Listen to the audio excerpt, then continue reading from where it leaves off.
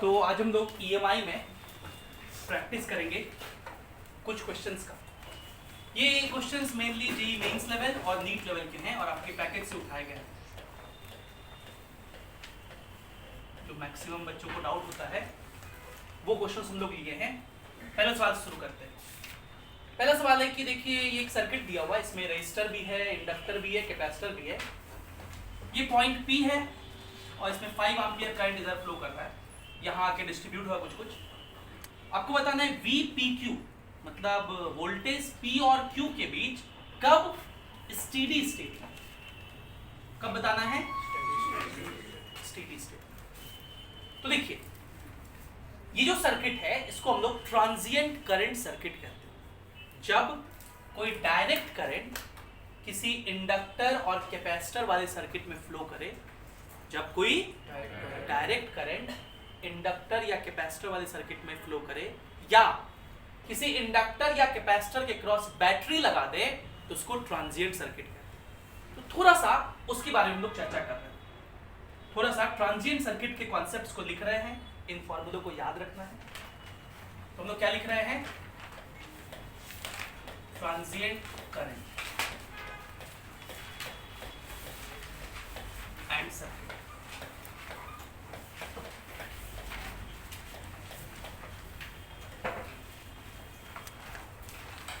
Transient current and circuit, इसको बढ़िया समझिएगा। देखिए हमने डायरेक्ट करंट डिस्कस किया। डायरेक्ट करंट वह होता है जो मैग्नीट्यूड में कांस्टेंट रहे।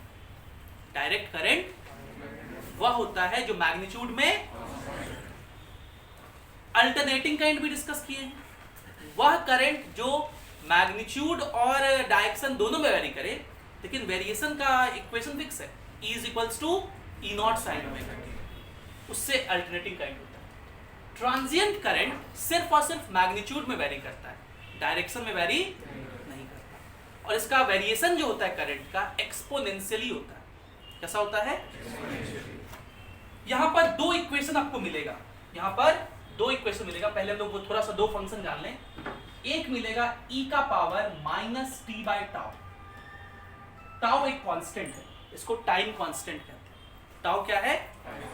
कांस्टेंट है, इसको बोलते हैं टाइम कांस्टेंट। इस टाउ को क्या बोलेंगे? Time constant. और ये स्मॉल t क्या है? टाइम। स्मॉल t क्या है? और ये e क्या है? इसको एक्सपोनेंशियल या आप यूलर्स नंबर कहते हैं। e को क्या बोलते हैं? Euler's number. और इसकी वैल्यू कितनी होती है? 2.7। ठीक है, तो इसे डरना नहीं है। 2 अगर e का पावर 1 आ जाए तो 2.7, e का पावर -1 आ जाए तो 1/2 मतलब 1/2.7। ठीक है, तो ये पहला फंक्शन एक लिखा हुआ है। अब बताओ ये फंक्शन टाइम के साथ तो चेंज करेगा, जैसे जैसे टाइम का वैल्यू चेंज करेंगे ये फंक्शन भी क्या होगा? ये फंक्शन टाइम के साथ बढ़ेगा या घटेगा, ये बताना, सोच के देखना। जैसे जैसे टाइम बढ़ाएंगे तो पावर बढ़ रहा है, लेकिन पावर निगेटिव में बढ़ रहा है। निगेटिव में पावर बढ़ने का मतलब क्या? 1/e का पावर लिखना होगा उसको, तो डिनोमिनेटर बढ़ रहा है तो क्वांटिटी क्या होगा? तो e का पावर, ये वाला जो फंक्शन लिखा हुआ है ये एक डिक्रीजिंग फंक्शन है। ये किसका एग्जांपल है? डिक्रीजिंग फंक्शन का एग्जांपल। बोलो ठीक है। एक फंक्शन और आपको ये मिलेगा, 1 - e का पावर -t/τ। ये बताओ कैसा फंक्शन होगा? इंक्रीजिंग कि डिक्रीजिंग? टाइम के साथ। तो टाइम के साथ ये टर्म छोटा होते जाएगा, छोटा माइनस होगा तो क्वांटिटी क्या होते जाएगा? किसी एक नंबर में से पहले कुछ माइनस हो रहा था, अब वो कम माइनस हो रहा है। मान लो 1000 था, उसमें से पहले 10 माइनस हो रहा था, अब 2 माइनस हो रहा है, तो नेट क्वांटिटी पहले से बढ़ गया कि घट गया? बढ़ गया ना। तो ये क्वांटिटी कैसा फंक्शन है? Increasing function. Increasing function. और ट्रांजिएंट सर्किट में ये दोनों फंक्शन आपको मिलेगा।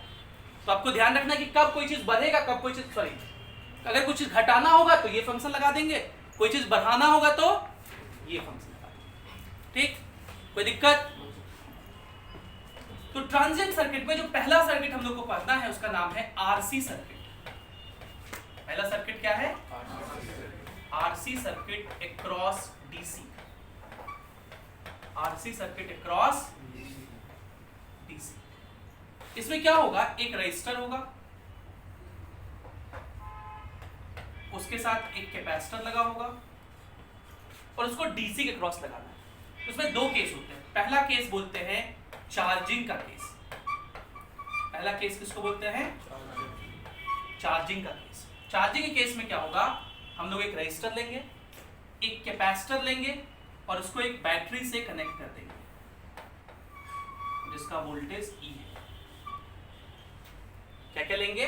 रजिस्टर लेंगे, कैपेसिटर लेंगे और उसको एक बैटरी से कनेक्ट कर देंगे। सुनिएगा मेरी बात, ये जो कैपेसिटर हमने लिया है ये इनिशियली अनचार्ज्ड कैपेसिटर है। कैसा कैपेसिटर है? Initially uncharged capacitor. Initially uncharged capacitor का मतलब कि at t is equals to 0 charge कितना कहेंगे? चार्ज कितना कहेंगे? मतलब जैसे ही सर्किट कनेक्ट किए हैं उस समय ये कैपेसिटर पे कोई चार्ज नहीं।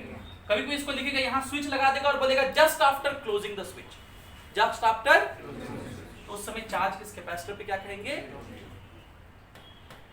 इस समय ये जो कैपेसिटर होता है एक वायर के जैसा बिहेव करता है। किसके साथ बिहेव करता है? कोई चार्ज तो है नहीं इसमें, तो किसके साथ बिहेव करता है? और आपके से ये बात याद रखना है कि t इज इक्वल्स टू 0 पे कैपेसिटर किसके साथ बिहेव करता है? Capacitor behaves as wire. ये कैपेसिटर किसके साथ बिहेव करता है? तो अगर ये कैपेसिटर वायर कैसा बिहेव करता है तो इस सर्किट को हम कैसा बना दें? t इज इक्वल्स टू 0 के लिए। ये सर्किट को हम लोग इस कंडीशन के लिए बना रहे हैं, t इज इक्वल्स टू 0 के लिए। कैसा बनाओगे? ये रजिस्टर तो रहा एज इट इज, बोलो इस कैपेसिटर की जगह क्या बन गया? ये रजिस्टर रहा एज इट इज, कैपेसिटर की जगह वायर बन गया और ये बैटरी रह गया E। तो इस सर्किट में कितना करंट फ्लो करेगा? E by R। इसको I नॉट कह रहे हैं, मतलब अभी 0 टाइम पे इतना करंट इस सर्किट में फ्लो करेगा। तो आगे से कभी भी अगर RC सर्किट रहा और उसमें आपसे कुछ भी पूछे at t is equals to 0, तो आप t इज इक्वल्स टू 0 पे कैपेसिटर को क्या बना देंगे? वायर बना देंगे। और वायर बना दिए तब तो ये डीसी सर्किट हो गया, एक बैटरी को रजिस्टर नहीं निकाल सकते हम। ये बहुत सिंपल केस लिए हैं, लेकिन बहुत कॉम्प्लेक्स सा केस भी दिया जा सकता है, वहां भी ये कॉन्सेप्ट वैलिड। जैसे t इज इक्वल्स टू 0 कहे आप कैपेसिटर क्या बना दीजिए? सॉल्व कर दीजिए। क्या मेरी बात समझ रहे हैं? फिर आपसे कहेगा बहुत देर बाद, तो जैसे ही स्विच कनेक्ट करेंगे यहां से चार्जेस निकलेगा और ये कैपेसिटर क्या होते जाएगा? चार्ज होते जाएगा। चार्ज होते होते होते होते एक समय ये कैपेसिटर क्या हो जाएगा? फुल्ली चार्ज हो जाएगा। कैपेसिटर क्या होगा? फुल्ली चार्ज हो जाएगा। तो उसको बोलेंगे स्टेडी स्टेट या उसको इनफाइनाइट टाइम या लॉन्ग टाइम, सब एक ही होता है। ये तो इनिशियल केस था, ये पहला पॉइंट हम लोग डिस्कस किए। दूसरा पॉइंट बोलेगा स्टेडी स्टेट। क्या कहेगा? Steady state. इसी को बोलेगा लॉन्ग टाइम। जैसे क्या बोलेगा? या इसी को बोलेगा कि time tending to infinity. Infinity का मतलब सही में इंफिनिटी बहुत बड़ा नहीं है, बड़ा या छोटा रिलेटिव टर्म है। 10 रुपया बड़ा है कि ज्यादा है? कम है कि ज्यादा है? रेस्पेक्ट में बात करेंगे ना। कोई इंसान 10 करोड़ कर्ज में है, उसको 10 रुपया दे दो, सोचो उसके लिए बहुत बड़ा। बहुत गरीब इंसान को 10 रुपये भी बहुत बड़ा बात है, और अमीर इंसान के लिए वो 10 रुपया किसी काम का नहीं है। तो इन्फिनिटी और जीरो रिलेटिव टर्म्स होते हैं। ये जो इन्फिनिटी हम लिखे हैं मतलब ऐसा नहीं कि बहुत लंबा टाइम, 1-4-5 घंटा बाद, 5 मिनट भी इन्फिनाइट टाइम हो सकता है। तो ये टाइम इन्फिनिटी का मतलब कि यह वह टाइम है जो कि टाइम कांस्टेंट के रेस्पेक्ट में बहुत ज्यादा है। यह वह टाइम है जो कि टाइम कांस्टेंट टाउ के रेस्पेक्ट में, जो लिखे ना टाउ टाइम कांस्टेंट, उसके रेस्पेक्ट में बहुत। और आरसी सर्किट का, ये जो आरसी सर्किट है इसका टाइम कांस्टेंट R × C होता है। इसका टाउ क्या होता है? रेजिस्टेंस इनटू कैपेसिटेंस का यूनिट करिएगा तो सेकंड ही आएगा, इसलिए इसको टाइम कांस्टेंट कहते हैं। तो यहां से एक सवाल आपका यूनिट एंड डायमेंशन का भी तैयार हो गया कि रेजिस्टेंस इनटू कैपेसिटेंस का यूनिट क्या होता है, टाइम होता है, याद रखिए। तो हम लोग क्या डिस्कस किए कि जो आरसी सर्किट है जब डीसी क्रॉस लगाएंगे तो t इक्वल्स टू 0 पे कैपेसिटर एक वायर के जैसा बिहेव करता है और उस समय इस सर्किट में करंट ऐसे निकालेंगे। स्टेडी स्टेट का मतलब बहुत लंबा समय, और लंबा समय का मतलब वह समय जो टाइम कांस्टेंट के रेस्पेक्ट में बहुत, और इस समय क्या होगा, capacitor will be fully charged, capacitor will be fully charged, ये कैपेसिटर फुल्ली चार्ज हो जाएगा। और अगर कोई कैपेसिटर फुल्ली चार्ज हो गया, इसका क्या मतलब कि अब वो कोई भी चार्ज लेने की स्थिति में नहीं है। अगर वो कोई चार्ज लेने की स्थिति में नहीं है मतलब यहां से कोई चार्ज निकल नहीं सकता, और अगर यहां से कोई चार्ज नहीं निकल सकता तो चार्ज के फ्लो ही कोई करंट कहते हैं ना, मतलब अब कोई भी करंट इस सर्किट में नहीं करेगा। तो हम लोग इसको बोलते हैं कि कैपेसिटर बिहेव्स एज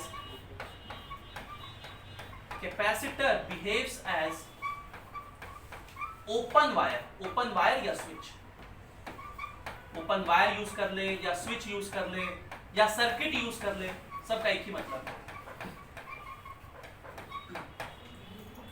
क्या मतलब इसका कि अगर इस सर्किट को हम लोग फिर से बनाएं, इस सर्किट को अगर फिर से बनाएं किस कंडीशन के लिए, सेकंड वाले कंडीशन के लिए, तो ऐसा बनाएंगे, ये रजिस्टर और ये ओपन सर्किट का कैपेसिटर, ये ईएमएफ E,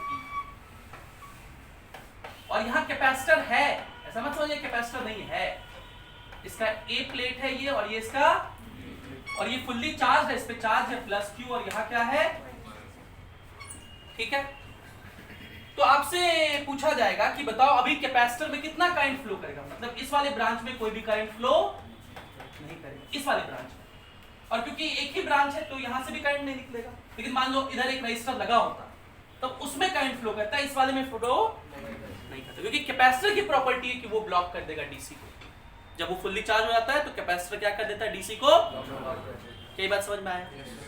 अब आपसे ये पूछा जाए कि बताइए इस कैपेसिटर पे कितना चार्ज होगा, कितना, तो अगर आपको इस कैपेसिटर पे चार्ज लिखना है तो कैपेसिटर पे चार्ज का मतलब होता है कैपेसिटर के पॉजिटिव प्लेट पे चार्ज। तो Q आपसे पूछा जाएगा, Q क्या है, charge on capacitor, charge on, तो आप इस कैपेसिटर पे चार्ज लिख सकते हैं। कैसे लिखेंगे, आपको पता है चार्ज का फॉर्मूला होता है C इंटू V, और V कौन सा, इसके प्लेट के बीच का potential difference, VAB, V A से B तक का पोटेंशियल डिफरेंस। तो इसका मतलब आप ये पॉइंट A है और ये पॉइंट क्या है, आप A से B तक चलेंगे, तो आप A से B तक ऐसे नहीं चलेंगे, आप इधर से होकर चलेंगे, ठीक है।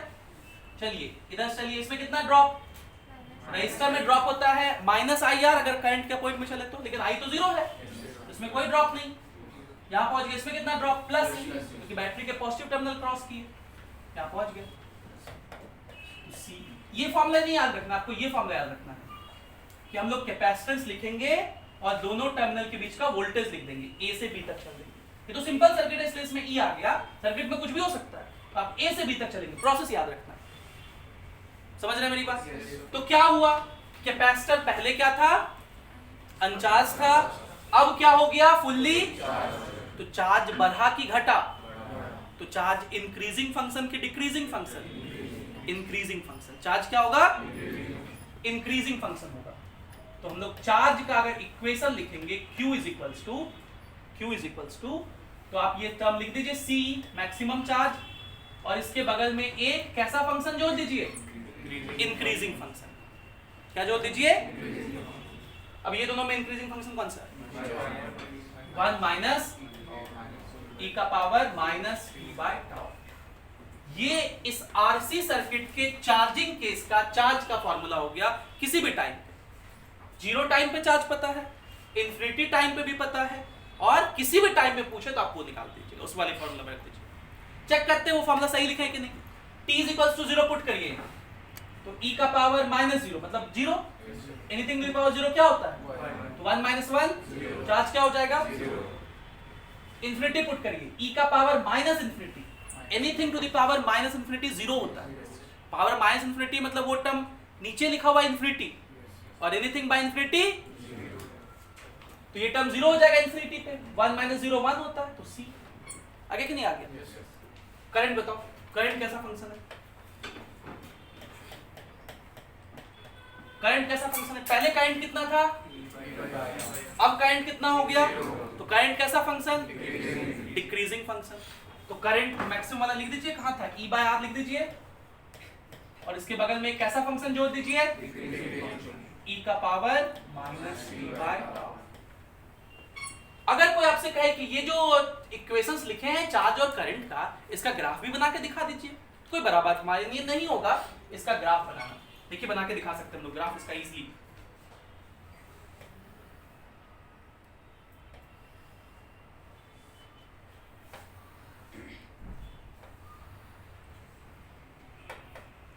पहला ग्राफ हम लोग बना रहे हैं चार्ज और टाइम के बीच में, और दूसरा ग्राफ बना रहे हैं करंट और टाइम के बीच में।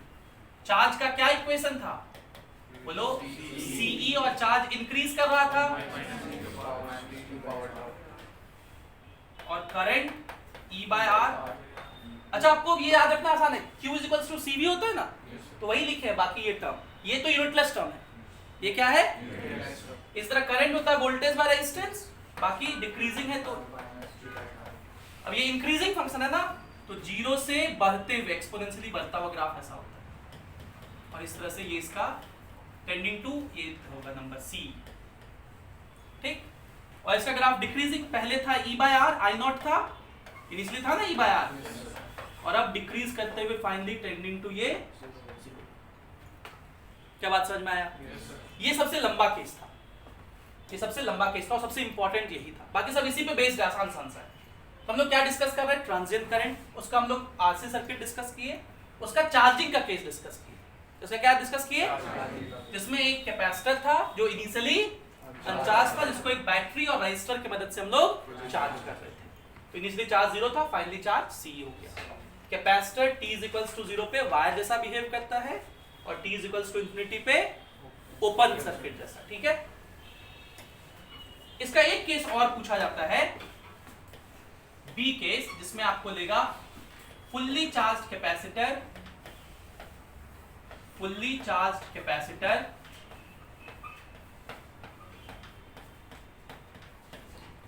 connected across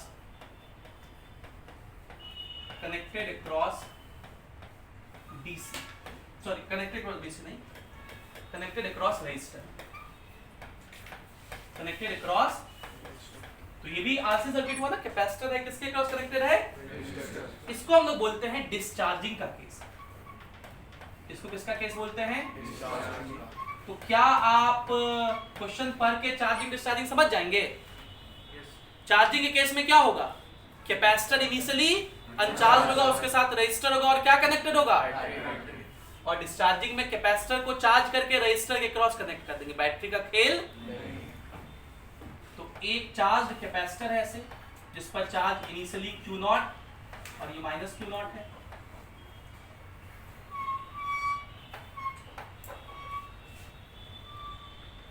ये बैटरी का, यहाँ बैटरी नहीं होगा, यहाँ क्या होगा,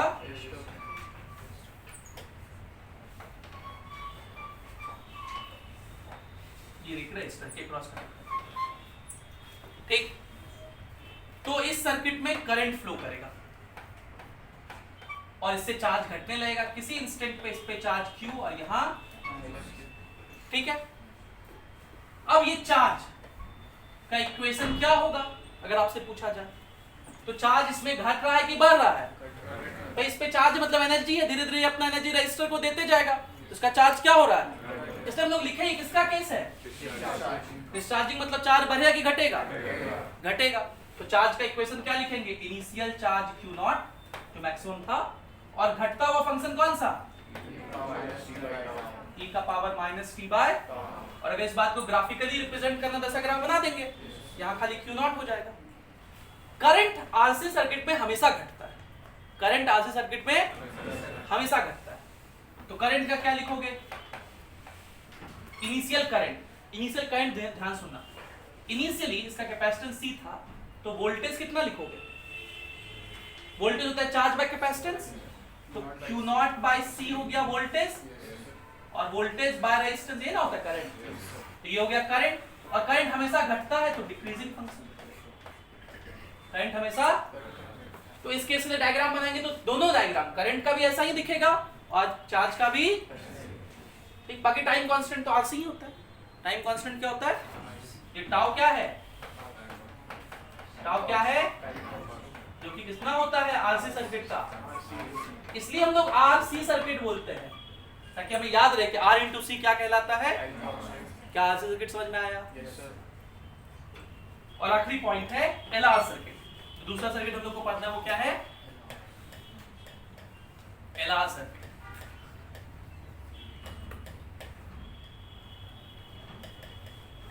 एलआर सर्किट में भी दो केस है।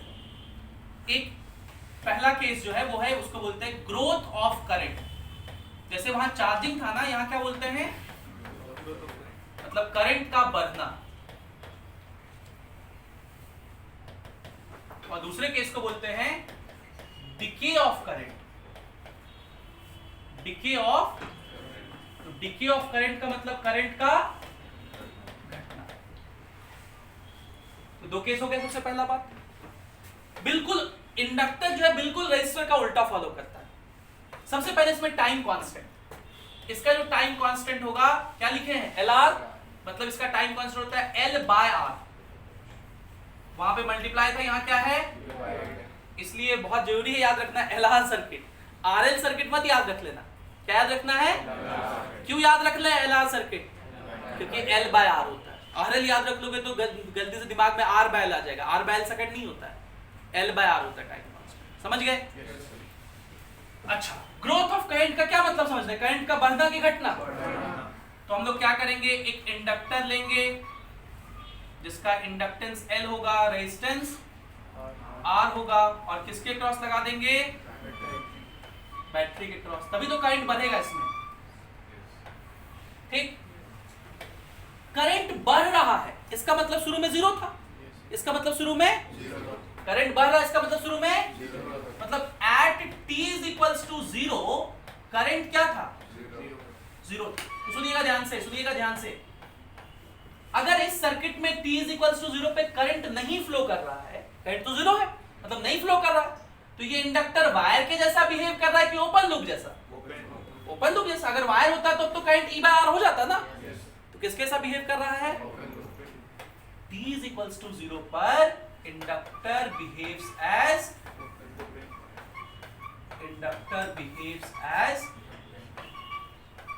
ओपन लूप, ठीक है।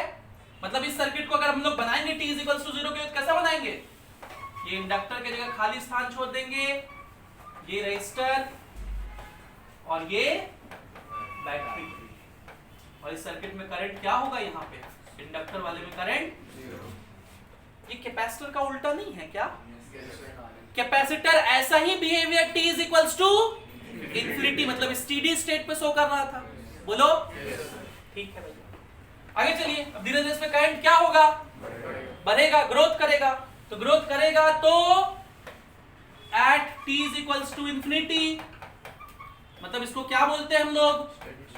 स्टेडी स्टेट पे क्या बोलते हैं? स्टेडी स्टेट में इसमें करंट मैक्सिमम फ्लो कर रहा होगा, तो I क्या होगा? मैक्सिमम। I क्या होगा? उस समय ये जो इंडक्टर होता है वो एक वायर जैसा बिहेव करता है। किसके साथ बिहेव करता है? Inductor as wire. ऐसा ही कैपेसिटर किस पे बिहेव कर रहा था? t is equals to 0। अगर इंडक्टर को वायर बना देंगे तो ये सर्किट कैसा दिखेगा? ये रेजिस्टर और ये बैटरी। तो करंट ये जो मैक्सिमम हम बोल रहे हैं, इसका वैल्यू कितना? E बाय, ये मैक्सिमम करंट कितना? E by. क्या बात समझ में आया? करंट बढ़ रहा है कि घट रहा है? करंट, तो हम लोग करंट मैक्सिमम वैल्यू लिख देते हैं और एक क्या लगा दे, कैसा फंक्शन? इक्वेशन ठीक। और अगर इसका मैं कहूं कि ग्राफ बनाइए तो ग्राफ कैसा बनाओगे? ये y एक्सिस और ये x एक्सिस। अगर हम ग्राफ पूछे किसके किसके बीच, टाइम और करंट के बीच, टाइम और, तो करंट पहले 0 था, फिर ग्रोथ करके ऐसा हो गया, ये कितना होगा? E बाय, वो क्या है? डिके ऑफ करंट का मतलब कोई चीज डिके करने का मतलब घटना। तो इसमें क्या लेंगे हम लोग? एक इंडक्टर लेंगे जिसमें करंट इनिशियली कुछ था, आई नॉट क्या था? Initial current, initial. और इस इंडक्टर को किससे लगा देंगे? तो करंट डिके होने लगेगा। क्यों डिके होने लगेगा? क्योंकि इंडक्टर एक एनर्जी स्टोरिंग डिवाइस है। इंडक्टर एक एनर्जी, इसमें एनर्जी स्टोर्ड था, और जैसे ही आपने इसको रजिस्टर के कनेक्ट किया तो रजिस्टर वा तो एनर्जी यूज करता है ना, हीट के फॉर्म में एनर्जी खत्म करते जाता है, तो एनर्जी खत्म होते जाएगा सिस्टम का, तो इसका करंट क्या होने लगेगा? किसी भी इंस्टेंट पे आपसे करंट पूछा जाए कि कितना होगा, तो करंट घट रहा है कि बढ़ रहा है? तो आई नॉट इनटू एक डिक्रीजिंग फंक्शन, कितना? e का पावर माइनस टी बाय। और अगर इसका ग्राफिकली पूछे कि ग्राफ बनाइए i और t के बीच, तो ये ग्राफ हो गया। इजी पीजी ज़ेपन इजी। तो क्या अब एलआर सर्किट में दिक्कत होगा? कोई भी सर्किट दे इक्वेशन लिख लोगे, पॉइंट्स याद रहेंगे। हम सब पॉइंट्स का रीजन बता दिए क्यों ऐसा बिहेवियर होता है, पक्का। अगर पॉइंट वाइज याद रखोगे, जैसे हम लॉजिकल रीजनिंग बताए हैं, तो आप फॉर्मूला भी याद मतलब लिख पाओगे खुद से। हम कोई फॉर्मूला ऐसा लगा कि हम रट्टा हुआ बोले कि इसको याद रख लेना, आपको लगा हो कि हाँ इसका एक लॉजिक सब दिए जिससे हमको याद रखने में आसानी होगा, ठीक। अब इन बातों को अप्लाई करते हैं जो हमारा पहला सवाल है आज का। तो देखिए ये एक एलआर सर्किट है, और इस सर्किट में क्या दिख रहा है? एक रेजिस्टर दिख रहा है, एक इंडक्टर दिख रहा है, एक रेजिस्टर, एक कैपेसिटर, वो पॉइंट Q, करंट 5 एम्पीयर का है, और हमें वोल्टेज लिखना है P और Q के बीच। मतलब P और Q से हम P से Q तक चलेंगे, वोल्टेज लिखेंगे कब? जैसे ही आपको स्टेडी स्टेट दिखे तो आपको तुरंत क्या रखना चाहिए? Capacitor behaves as, capacitor behaves as open wire, और inductor behaves as, inductor behaves as wire, या कभी कोई क्लोज्ड वायर भी बोल देंगे। वायर का मतलब ये हो गया क्लोज्ड वायर, ओपन क्लोज उल्टा याद रखने में आसानी होगा। तो इंडक्टर की जगह वायर बना देंगे और कैपेसिटर की जगह ओपन। तो इस सर्किट को हम फिर से बनाएं क्या? ये सर्किट ऐसा दिखेगा क्या? ये पॉइंट P, ये रजिस्टर 5 ओम का, ऊपर वाला इंडक्टर के बदले एक क्या बन गया? वायर। ये रजिस्टर 3 ओम का, और ये पॉइंट Q यहाँ, ठीक है। इधर ये क्या बना? रजिस्टर 2 ओम का, और ये ओपन। तो सर्किट में तो कोई करंट जाएगा नहीं, इसको मैं नहीं बना रहा हूं, ऐसा सर्किट दिखेगा ना। ये 5 एम्पीयर। बोलो क्या ये सर्किट समझ में आया कैसे बनाए? और इस सर्किट में आपसे वोल्टेज पूछा जा रहा है V, P, Q। ये तो आप कहेंगे हे भगवान, ये तो इतना बहुत आसान क्वेश्चन। V, P, Q मतलब P से Q तक वोल्टेज लिखना है, और वोल्टेज रजिस्टर में लिखना बहुत आसान। I into R। चलिए भाई इसमें लिखिए I इंटू R, कितना हो गया? 25, और इधर 5 दिया, हो गया ना? कितना हो गया आंसर? ट्रांजिएंट सर्किट देख के डरोगे तो नहीं? पक्का? पॉइंट्स याद रखेंगे। ये पहला सवाल था, इस पहले सवाल को लिखिए।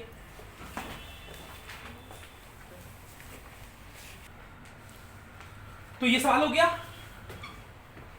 ये आप लोग अलग से ट्रांजिएंट सर्किट एंड करंट बना करके पूरा ये स्लाइड पूरा, इसमें आरसी सर्किट का डिस्कशन है, ये पूरा, और फिर ये पूरा एलआर सर्किट वाला लिखेंगे। और अगर आप में से किसी को इसका डेरिवेशन जानने का मन करे तो इसका पूरा डेरिवेशन किया हुआ है इक्वेशंस ड्राइव करके। ये तो मैंने ट्रिक्स बताई कैसे कैसे इक्वेशंस लिखना है, लेकिन पूरा डिराइव करके एक वीडियो बना हुआ है, उस पर आप देख सकते हैं। अब हम अगले सवाल पे चलते हैं प्रैक्टिस में। दूसरा सवाल ये हमारा दूसरा सवाल है कि देखिए एक कंडक्टर है, ये एक मैग्नेटिक फील्ड में रखा हुआ है, और मैग्नेटिक फील्ड किसमें है? इस रीजन में क्रॉस में। क्रॉस के मैग्नेटिक फील्ड में रखा हुआ और ये कंडक्टर घूम रहा है, इस तरह से ये कंडक्टर क्या हो रहा है, घूम रहा है। तो क्वेश्चन पूछा है कि which of the following represents, ये चार ऑप्शंस हैं, which of the following represents charge distribution on the conductor at the instant shown. इस इंस्टेंट पर इसमें चार्जेस कैसे कैसे होंगे ये बताना। इस इंस्टेंट पर कंडक्टर का ये एंड किधर जाना चाह रहा होगा, राइट साइड v वेलोसिटी से, और ये नीचे वाला एंड किधर जाना चाह रहा होगा। ये बात में किसी को कोई दिक्कत है क्या? अगर ये कंडक्टर है, ये यहाँ पे फिक्स्ड है, ये इस पॉइंट के अबाउट, ये सेंटर है, इसके अबाउट रोटेट करना चाह रहा है, तो अगर ये ऐसे रोटेट करना चाहे तो इस एंड का वेलोसिटी इधर हुआ और इस एंड का वेलोसिटी। अब यहाँ पे परे हुए मतलब इसके ऊपर जितना भी प्रोटॉन्स होगा उसकी हालत देखिए, मिडिल से ऊपर जितने प्रोटॉन्स होंगे उसके पास वेलोसिटी इधर है। हमने मैग्नेटिक फोर्स का फार्मूला पढ़ा है, कब लगता है मैग्नेटिक फोर्स, जब कोई चार्ज चले, बोलो।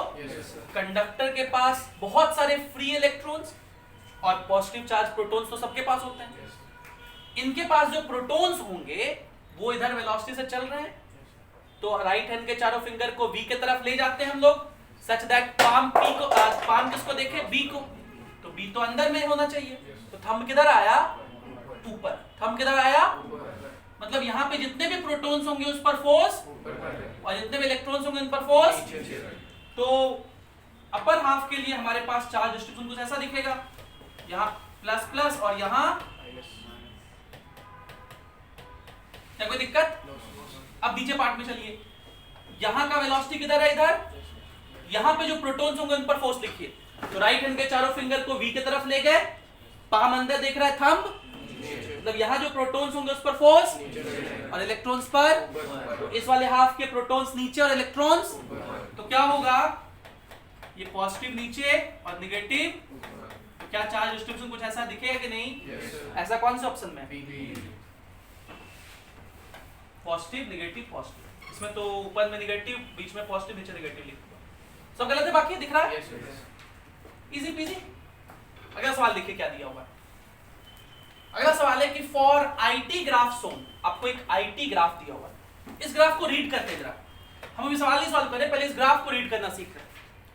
आप लोग ग्राफ रीड करना आता है? जैसे जैसे हम देख के ग्राफ, मेरा बाछी खिल जाती है और क्या क्या मेरे दिमाग में चलता है वो आप लोग के दिमाग में चलना चाहिए। ये IT ग्राफ देख के मेरे दिमाग में क्या चलेगा कि अच्छा पहले हिस्से में यहां से यहां तक, इसको अगर मैं कहूं तो T1, ये टाइम कांस्टेंट है और ये एक स्ट्रेट लाइन है जिसका स्लोप 0 होगा, मेरे दिमाग में ये चलता है, क्या आपके दिमाग में चलता है? और स्लोप का मतलब हम कहते हैं dy/dx, मतलब di/dt, बोलो। फिर मेरे दिमाग में चलेगा अच्छा ये करंट घट रहा है टाइम के साथ, और इसका अगर स्लोप की बात करें, इस हिस्से का स्लोप तो निगेटिव होगा, क्या होगा, निगेटिव स्लोप होगा, ये टाइम अगर T2 कहें तो। और फिर इस हिस्से के लिए फिर से हम लोग बात कहेंगे करंट बढ़ रहा है और इसका स्लोप अगर बात करें तो पॉजिटिव होगा, मतलब di/dt का वैल्यू क्या होगा, पॉजिटिव। अब से कह रहा है कि for IT graph shown across inductor, ये करंट किसके क्रॉस फ्लो कर रहा है, तो हम लोग अपना इंडक्टर याद करेंगे, भाई इंडक्टर कैसा दिखता है, ऐसा दिखता है इंडक्टर, जिसका इंडक्टेंस होता है L, और इसमें ये करंट फ्लो कर रहा है, इंडक्टेंस का यूनिट हेनरी होता है, ये भी याद कर लेंगे अपना। ड्रॉ, आपको ड्रॉ करना है कौन सा, ET ग्राफ, E मतलब वोल्टेज, EMF। तो इंडक्टर में EMF का क्या फार्मूला होता है, EMF का फार्मूला -L di/dt, अगर सिर्फ EMF का फार्मूला कुछ इंडक्टर में तो -L di/dt होता है ना, बोलो। और हम लिखने ऐसे सिखाए थे इसको कि अगर ये पॉइंट A है, ये पॉइंट B है, तो अगर आप लिखना चाहते हैं A से B तक तो लिखिए VAB, क्या लिखिए, और A से B तक चल रहा है तो लिखेंगे +L di/dt, क्या लिखेंगे, ये करंट के डायरेक्शन में चले। और अगर आप B से A चल रहे हैं, VBA, तो क्या लिखेंगे, ठीक है ना। इसको पोटेंशियल डिफरेंस बोलते हैं, इसको EMF बोलते हैं, यही फर्क है। पोटेंशियल डिफरेंस में पॉइंट्स फिक्स होते हैं, किसके किसके बीच लिख रहा है, और EMF में पॉइंट फिक्स। हम लोग को किसका ग्राफ बनाना है, EMF का ही। चलिए बनाते हैं EMF का ग्राफ। E और T के बीच ग्राफ बनाते हैं। पहले T1 समय तक के लिए बनाएंगे, फिर T2, फिर उसके बाद EMF। पहले यहां से यहां तक क्या है, स्लोप क्या है, 0, मतलब di/dt 0 है। अगर di/dt 0 लेंगे तो EMF भी क्या होगा, 0। मतलब यहां से T1 तक EMF 0 होगा। बोलो T1 से T2 तक, T1 से T2 स्लोप क्या है, नेगेटिव। और स्ट्रेट लाइन का स्लोप जो होता है वो एक वैल्यू होता है, एक ही वैल्यू होता है। स्ट्रेट लाइन का स्लोप एक ही वैल्यू होता है, कांस्टेंट होता है, वेरिएबल स्लोप नहीं होता। इस स्ट्रेट लाइन का स्लोप क्या लिखेंगे, यहां से एंगल लिखेंगे tan थीटा, और उसका निगेटिव वही ना। तो ये मान लो 30 डिग्री या 60 डिग्री या 45 डिग्री कुछ भी है, तो एक फिक्स वैल्यू आएगा कि नहीं आएगा। मतलब ये स्लोप निगेटिव तो होता ही है, साथ ही साथ निगेटिव कांस्टेंट भी होता है। और ये पॉजिटिव तो है ही, लेकिन साथ ही साथ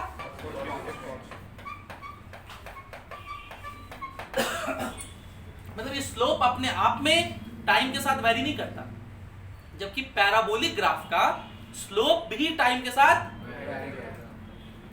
तो T1 से T2 चलिए, T1 से T2 में स्लोप करंट घट रहा है, स्लोप क्या है, di/dt एक नेगेटिव, और di/dt अगर नेगेटिव लिखेंगे तो ये पहले तो पॉजिटिव हो जाएगा, और L तो खुद में कांस्टेंट, और di/dt भी क्या, तो EMF भी, और कैसा कांस्टेंट, क्या बात समझ में आई। तो EMF एक पॉजिटिव कांस्टेंट, ऐसा क्या,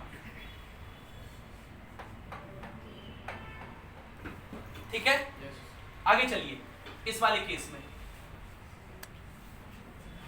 में, चलिए बढ़ रहा है तो क्या लिखोगे, स्लोप पॉजिटिव कांस्टेंट, या अगर पॉजिटिव कांस्टेंट देंगे तो पॉजिटिव नेगेटिव, नेगेटिव हो जाएगा, EMF नेगेटिव।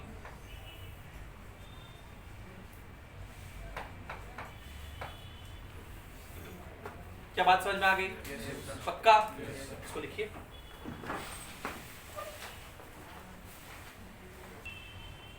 चलिए तो आगे चलते हैं हम लोग अगले सवाल की तरफ। अगले सवाल में देखिए है कि ये दो पोल्स है परमानेंट मैग्नेट के।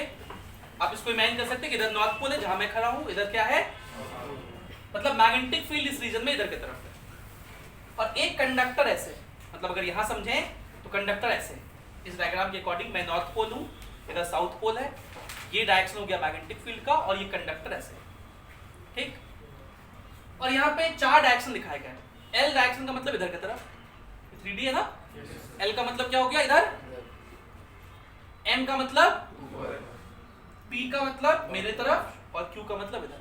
ये 4 डायरेक्शन इस यहाँ पे ऐसे समझ सकते हैं, पक्का। क्वेश्चन कह रहा है कि an electric potential difference will be induced in the rod if it is moved along. इसमें EMF कब इंड्यूस होगा, जब इसको किधर मूव करेंगे तो EMF इंड्यूस होगा। तो आप जानते हैं मोशनल EMF, मोशनल EMF क्या कहता है कि अगर किसी मैग्नेटिक फील्ड में जो कि नॉर्थ से साउथ की तरफ इधर है, कोई कंडक्टर मूव करे सच दैट कि मैग्नेटिक फील्ड, लेंथ और वेलोसिटी तीनों एक दूसरे के, तभी उसमें EMF इंड्यूस होता है। तो मैग्नेटिक फील्ड इधर में है, लेंथ ऐसे है, अगर आप इधर मूव किए तो लेंथ के परपेंडिकुलर तो रहे नहीं, बोलो। अगर इधर मूव किए तो मैग्नेटिक फील्ड के परपेंडिकुलर नहीं रहे, इधर भी मूव किए तो या तो ऊपर मूव करिए तब लेंथ के भी परपेंडिकुलर है आप, और मैग्नेटिक फील्ड के भी, या तो इस दोनों केस में मोशनल EMF इस रॉड में इंड्यूस। वो केस कौन सा है, M। और तो कोई डायग्राम है नहीं, तो कौन सा आपका ऑप्शन सही हो गया, आसान सा सवाल। अगले सवाल पे चलते हैं। अगला सवाल है कि देखिए एक बार मैग्नेट है, ये क्या है, जिसका नॉर्थ पोल नीचे साउथ पोल ऊपर है, उल्टा भी हो सकता है, और इसको हमने ड्रॉप कर दिया किसके ऊपर, तो एक कॉपर रिंग के ऊपर जो कि केप्ट हॉरिजॉन्टली है। केप्ट हॉरिजॉन्टली मतलब इसको फिक्स करके रखा गया, इसके साथ कोई छेड़खानी नहीं किया जा रहा है, ये नहीं मूव कर रहा है। तो जैसे जैसे ये बार मैग्नेट नीचे आएगा, अब देखिए हम क्वेश्चन नहीं पढ़ रहे, लेकिन हम अपने में एनालाइज कर रहे हैं। क्वेश्चन तो कुछ भी पूछा जा सकता है हमसे, हम एनालाइज करते हैं EMI पढ़ते हुए इस बात से कि इससे क्या होगा। जब बार मैग्नेट को ड्रॉप करेंगे तो यहाँ से मैग्नेटिक फील्ड लाइंस इसमें पास कर रहा होगा, बोलो। और जैसे जैसे ये नीचे आएगा तो मैग्नेटिक फील्ड लाइंस इससे क्या होगा, इंक्रीज होगा कि डिक्रीज होगा, इंक्रीज होगा, जैसे जैसे नीचे आएगा इससे मैग्नेटिक फील्ड लाइंस तो इसमें ईएमएफ इंड्यूस होगा। और ईएमएफ इंड्यूस का डायरेक्शन लेंज लॉ के अकॉर्डिंग कुछ ऐसा होगा कि वो इसको अपोज करे। और अपोज करने का नियम क्या सिखाया गया था कि भाई मैग्नेट का नजदीक आना इसमें ईएमएफ इंड्यूस करा रहा है, तो ये क्या कहेगा कि मैग्नेट भाई साहब तुम ऊपर जाओ, फोर्स ऊपर लाएगा। बोलो इस पर कौन कौन सा फोर्स लग रहा है? तो अभी तो एक ही लग रहा था mg, बोलो। लेकिन जैसे इसमें ईएमएफ इंड्यूस हो जाएगा इस पर मैग्नेटिक फोर्स, जब इस पर सिर्फ mg लग रहा था तो इसका एक्सेलरेशन कितना था? g, mg by m acceleration force by mass. लेकिन अगर इस पर एक मैग्नेटिक फोर्स ऊपर लगने लगे तो एक्सेलरेशन g से ज्यादा कि g से कम? ऊपर फोर्स लगने लगा ना, तो mg माइनस f हो गया force, by divided by m करेंगे तो एक्सेलरेशन g से, तो जैसे जैसे नीचे आएगा एक्सेलरेशन g से कम होगा, यहां पहुंच गया। जब इसको क्रॉस करने लगेगा, क्रॉस करेगा तो भी इससे फ्लक्स क्या हो रहा है? चेंज हो रहा है। तो जब ये नीचे जाने लगेगा तो ये मैग्नेट कहेगा ओ भैया, ये कॉइल कहेगा ओ भैया मैग्नेट दूर जा रहे हो तुम, और तुम्हारे दूर जाने से मुझे कष्ट हो रहा है, मेरे में ईएमएफ इंड्यूस हो रहा है ना, तो अभी ना जाओ छोड़ के पास बुलाएगा, फिर से दूर जा रहा है तो क्या बुला रहेगा? ऊपर फोर्स लगेगा, mg नीचे, अभी भी फोर्स क्या लग रहा है? हर किस टाइप समय इस पर फोर्स mg नीचे और मैग्नेटिक फोर्स क्या लग रहा है?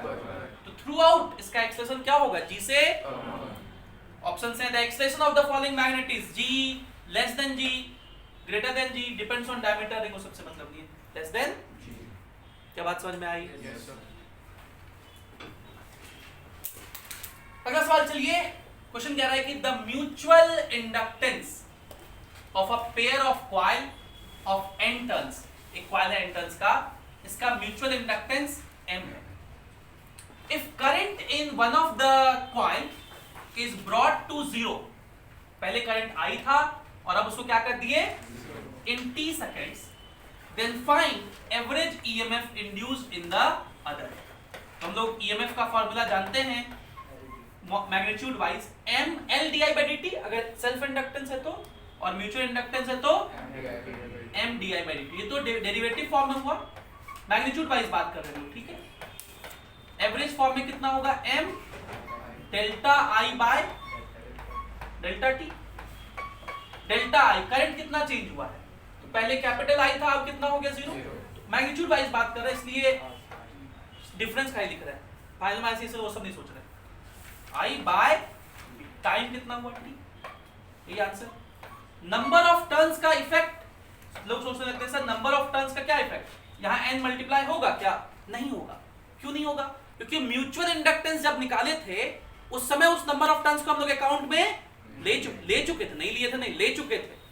म्यूचुअल इंडक्टेंस निकालते वक्त क्या किए थे? फ्लक्स लिखे थे BA cos थीटा, उसमें n मल्टीप्लाई करते थे कि नहीं करते थे? करके निकाले थे म्यूचुअल इंडक्टेंस। तो वो नंबर ऑफ टर्न्स का यूज पहले हो चुका है, इसलिए यहां नहीं होता है। ईएमएफ होता है सीधा सीधा m di by dt या l di by dt, number of turns multiply. वही ना कंफ्यूज हो रहा होगा आप लोग को कि नंबर ऑफ टर्न्स n होने से क्या कोई फर्क पड़ेगा कि नहीं। ये आंसर हो गया m I by t। अगले सवाल पे चलते, बड़ा इंपॉर्टेंट सवाल है, और जो आज हम लोग जितने भी सवाल कर रहे हैं उनमें से पहला सवाल अच्छा था और ये वाला सवाल भी अच्छा।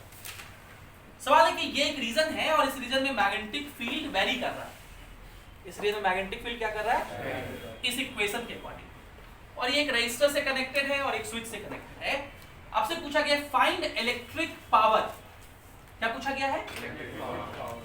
पावर का फॉर्मूला क्या होता है? अगर डीसी करंट हुआ तो I स्क्वायर R या VI, ये किसके लिए होता है? For DC. और अगर एसी हुआ तो वहां एवरेज पावर की बात करते हैं और वो होता है ERMS into IRMS into cos phi. ये किसके लिए होता है? For AC. इस फाई को बोलते हैं फेज एंगल, cos फाई को बोलते हैं पावर फैक्टर। फाई को बोलते हैं फेज एंगल, cos फाई को बोलते हैं। सबसे electrical power developed in register पूछ रहा है just after closing the switch. Just after closing the switch का मतलब t इज इक्वल्स टू क्या लेना है आपको? ये कंडीशन जब भी यूज करना पड़े तो आप ले सकते हैं।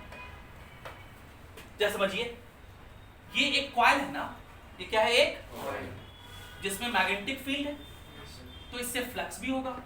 कितना फ्लक्स होगा? फ्लक्स का फॉर्मूला क्या होता है? Magnetic field into area into cos theta. तो इस कॉइल का एरिया वेक्टर भी सरफेस के परपेंडिकुलर या तो बाहर लेंगे या तो हम लोग वह लेंगे जो मैग्नेटिक फील्ड के साथ कम एंगल बनाए। तो अंदर की तरफ मैग्नेटिक फील्ड है इसलिए एरिया वेक्टर भी तो cos 0 1 हो गया, तो वो नहीं लिख रहा है। तो फ्लक्स हो गया magnetic field into area. Magnetic field कितना है? B नॉट e का पावर माइनस टी इनटू इस लूप का एरिया कितना होगा? पाई r स्क्वायर, इसका रेडियस स्मॉल r दिया हुआ, ठीक है। ये फ्लक्स का इक्वेशन हो गया।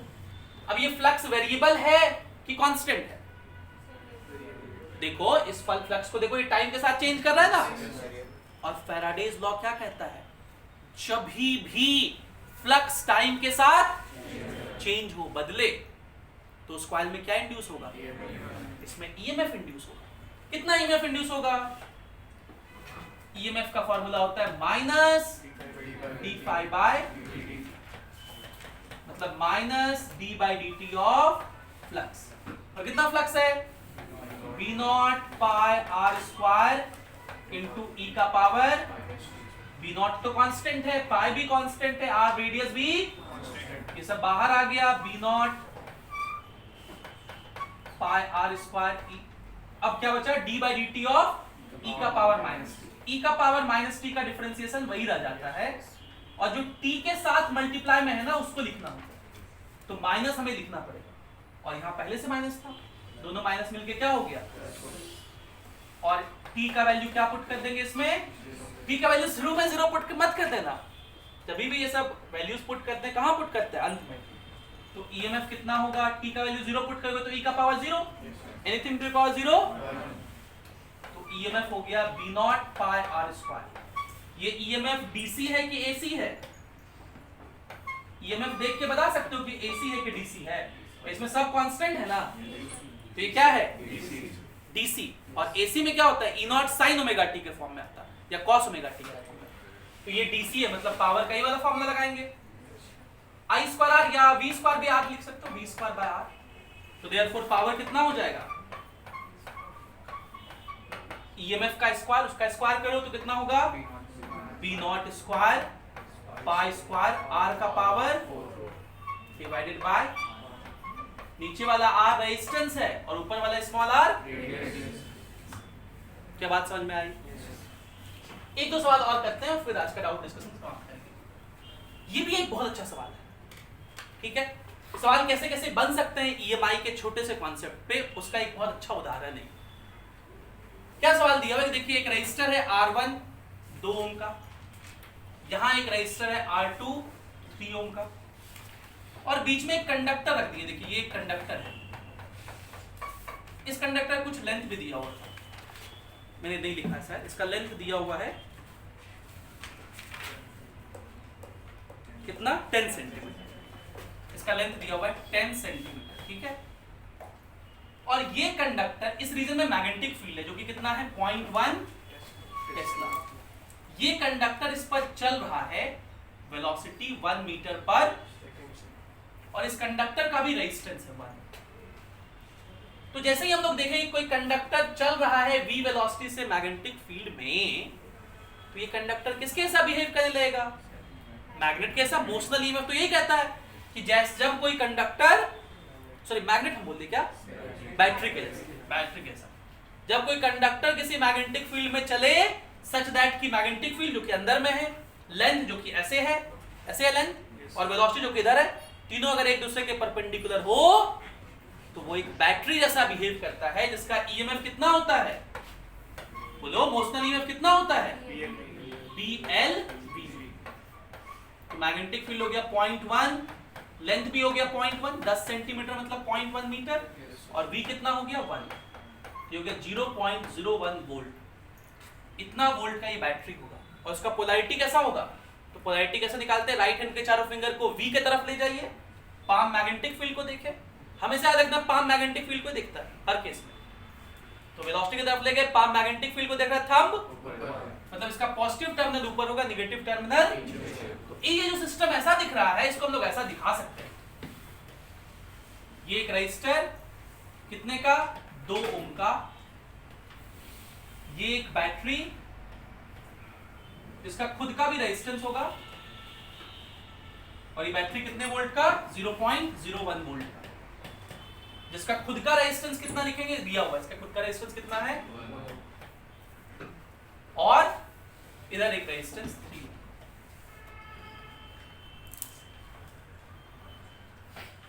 अब बताओ, जो आपको EMI का सवाल था वो किसका सवाल बन गया? डीसी का, इलेक्ट्रिक करंट का। इसलिए इलेक्ट्रिक करंट हम लोग बोलते हैं क्लास 12 का सबसे इंपॉर्टेंट चैप्टर है पहले बुक के लिए, क्योंकि उसका इस्तेमाल आपको सब जगह पड़ता है। EMI में भी, ट्रांजिएंट करंट में भी डिस्कस किया तो वही बन रहा था सब जगह, AC में भी यूज करता है। अब ये क्या पूछा है? Find current in the conductor. इस कंडक्टर में करंट मतलब इस बैटरी से करंट बताइए कितना है, ये बताना तो हमारे बाएं हाथ का खेल है। ये 2 ओम और ये 3 ओम भले इधर उधर दिख रहा है, लेकिन दोनों पैरेलल में है कि नहीं है? अगर इस पॉइंट का नाम हम A दे दें और इस पॉइंट का नाम B दे दें, और इस 2M से पूछें तो भैया तुम किस दो पॉइंट के बीच कनेक्टेड हो, बोलेगा A और B के बीच। वो 3 ओम वाला भी क्या बोलेगा? तो 2 और 3 किस में? तो पैरेलल में निकाल सकते हैं इसका R equivalent 2 × 3/5 R1 × R2 R1 + R2 तो कितना हो गया? 6/5 1.2। अब ये सर्किट फिर से कैसा दिखेगा? ये 0.01 वोल्ट का बैटरी, और ये एक रजिस्टर 1 ओम का, और इन दोनों के बदले सिर्फ एक रजिस्टर लगा दो, कितने का? और अब ये यहां से करंट निकलेगा, यही करंट इसमें भी जाएगा, यही करंट इसमें भी जाएगा कि नहीं जाएगा? तो दोनों सीरीज में हो गया, तो R इक्विवेलेंट नेट अब कितना हो गया? 2.2 ओम। तो करंट कितना हो गया? V/R 0.01 bye 1/220 1/2। एक सवाल और करते हैं। ये सवाल एकदम हूबहू ऐसा ही नीट में आया हुआ है, ये सवाल नीट में हूबहू आया हुआ है। The wings of an aeroplane are 10 metre apart। अब इमेजिन करिए एक एरोप्लेन है, ऐसे करके ये एरोप्लेन इधर जा रहा है, तो इसके जो दो विंग्स हैं इनके बीच का डिस्टेंस कितना है? 10 मीटर, मतलब लेंथ दिया होगा। The plane is moving horizontally towards north. अब यहां मान लीजिए ये नॉर्थ है इधर की तरफ, तो प्लेन किधर जा रहा है? नॉर्थ में। हॉरिजॉन्टल प्लेन में ही नॉर्थ होता है। इधर अगर नॉर्थ माने मेरे सामने फेस के सामने नॉर्थ होगा, इधर क्या होगा? इधर क्या होगा? ईस्ट। इधर क्या होगा?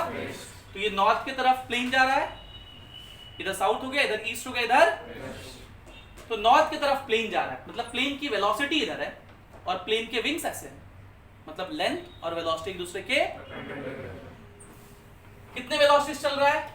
तो ये v दिया हुआ है और ये क्या दिया हुआ है? l।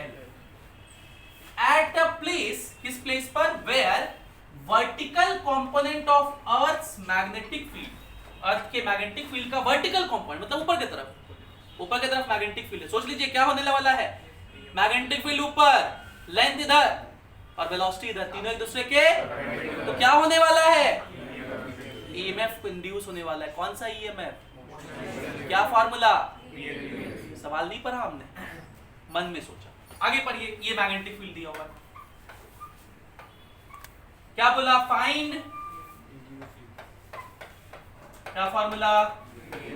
Putting the formula, getting the p का वैल्यू 0.5 × 10 का पावर -4, l का वैल्यू 10, v का वैल्यू कितना वोल्ट? तो लिखिए 0.5 × 10, ये हो गया 5 × 2000, सॉरी 200, 1000, तो 1000 मतलब 10 का power 3 0, 0.1 volt answer.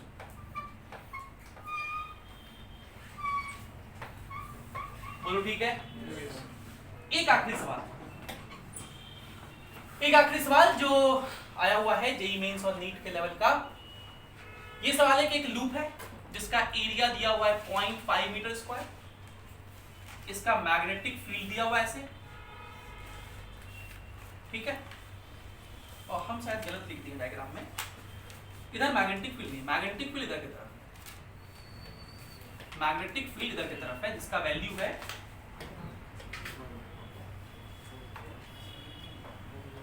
Magnetic field इधर की तरफ है, इसका वैल्यू कितना लिखे थे?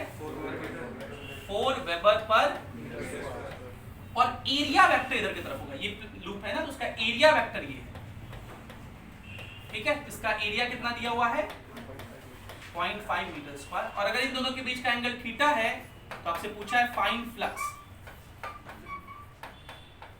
ये तो बहुत आसान सवाल। फ्लक्स क्या होता है BA cos थीटा, इसी को फ्लक्स बोलते हैं। आप लोग इस बात से कंफ्यूज मत होइएगा कि सर फ्लक्स का यूनिट तो आपने वेबर बताया था, और यहाँ पे मैग्नेटिक फील्ड का लिखा हुआ है वेबर। ये वेबर नहीं लिखा हुआ है, क्या लिखा हुआ है वेबर पर मीटर स्क्वायर। तो ये बोर्ड के लिए एक बहुत इंपॉर्टेंट सवाल है। हम लोग जब 12th में थे तो मेरे एक बार स्कूल के टेस्ट में आया था कि वेबर पर मीटर स्क्वायर इज द ऐसा यूनिट ऑफ। तो आप जानते हैं कि फ्लक्स का यूनिट होता है वेबर। फ्लक्स का यूनिट क्या होता है cos थीटा का कोई यूनिट नहीं, एरिया का हो गया और मैग्नेटिक फील्ड का हो गया। तो टेस्ला इनटू मीटर स्क्वायर को वेबर कहते हैं। तो टेस्ला को हम लोग वेबर पर मीटर स्क्वायर भी बोल सकते हैं कि नहीं बोल सकते? मतलब वेबर पर मीटर स्क्वायर ही टेस्ला कहलाता है। तो वेबर पर मीटर स्क्वायर किसका यूनिट हुआ? टेस्ला, मतलब मैग्नेटिक फील्ड का। तो इस पॉइंट को लिख लेते हैं, हो सकता है ये सवाल आप लोग कोई पूछ दे। वेबर पर metre square is tesla, hence it is SI unit of magnetic field. मतलब मैग्नेटिक फील्ड के SI यूनिट को टेस्ला से भी लिखते हैं और वेबर पर मीटर स्क्वायर से भी लिखते हैं। तो अब तो इस फॉर्मूले में रखना था हम लोग को, रख दीजिए। मैग्नेट तो फ्लक्स इज इक्वल्स टू हो जाएगा मैग्नेटिक फील्ड B कितना है 4 इंटू एरिया हो गया 0.5, और थीटा होता है angle between area vector and magnetic field, दिया हुआ थीटा 60 डिग्री। एरिया वेक्टर तो ऐसे ही होगा ना, एरिया वेक्टर एरिया का ये प्लेन हो गया और इस प्लेन के परपेंडिकुलर होता है। ये एरिया वेक्टर मैग्नेटिक फील्ड के बीच का एंगल 60। तो cos 60 कितना 1/2, तो वो 2 4 से 2 बार में करता है, 2 into 0.1 1 वेबर। वेबर पर मीटर स्क्वायर नहीं, फ्लक्स निकाल रहे हैं। फ्लक्स किस में होता है? बस आज के लिए यहीं तक। हमने इतने सारे क्वेश्चंस डिस्कस किए EMI के और ट्रांजिएंट करंट के बहुत इंपॉर्टेंट कॉन्सेप्ट डिस्कस किए जिन पे सवाल आपसे बनेंगे। Thank you, have a great day.